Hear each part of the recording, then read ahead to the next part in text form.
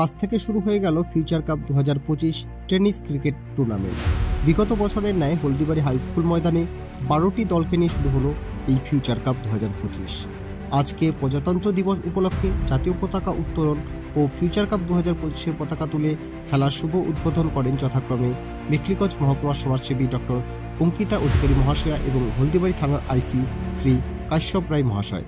তাদের সঙ্গে উপস্থিত ছিলেন হলদিবাড়ির বিশিষ্ট ব্যক্তিবর্গ যথাক্রমে অর্ণব কুণ্ডু মহাশয়, প্রদীপ সিনহা মহাশয়, নুপুর বর্মন মহাশয়া, সুদীপ সরকার, জয়ন্ত দে মহাশয় ছাড়াও আরও অনেকে।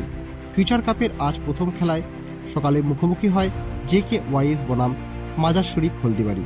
হলদিবাড়ি মাজার শরীফ টসে জিতে এদিন ফিল্ডিং করার সিদ্ধান্ত নেয়। JKYS প্রথমে ব্যাটিং করতে নেমে 10 ওভার 2 বলে 66 রানে অল আউট হয়ে যায়। জবাবে মাজার শরীফ 4 ওভার বাকি থাকতেই 5 উইকেটের বিনিময়ে ম্যাচটি জিতে নেয়।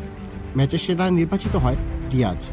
তার হাতে পুরস্কার তুলে দেন হলদিবাড়ির বিশিষ্ট ক্রীড়াপ্রেমী জয়ন্ত দে মহাশয়। এদিনের দ্বিতীয় ম্যাচে অর্থাৎ দুপুর 1টার খেলায় মুখোমুখি হয় ব্ল্যাকবার্ড বনাম হলদিবাড়ি স্টেশন।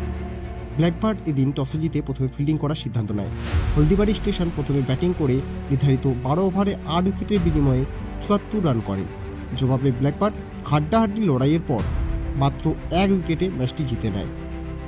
এই ম্যাচের সেরা নির্বাচিত হয় রিয়ান সরকার, যার হাতে পুরস্কার তুলে দেন পাপ্পু দে মহাশয়। আগামীকাল সকাল 11টায় মুখোমুখি হবে MSD বয়েজ বনাম দ্য ডার্ক নাইট এবং দুপুর 1টায় মুখোমুখি হবে দ্য স্মার্ট বয়েজ বনাম ওয়াইল্ড লেপার্ড। আপনারা দেখছেন নর্থ বেঙ্গল সমাচার, উত্তরের বার্তা, সত্যের পথে।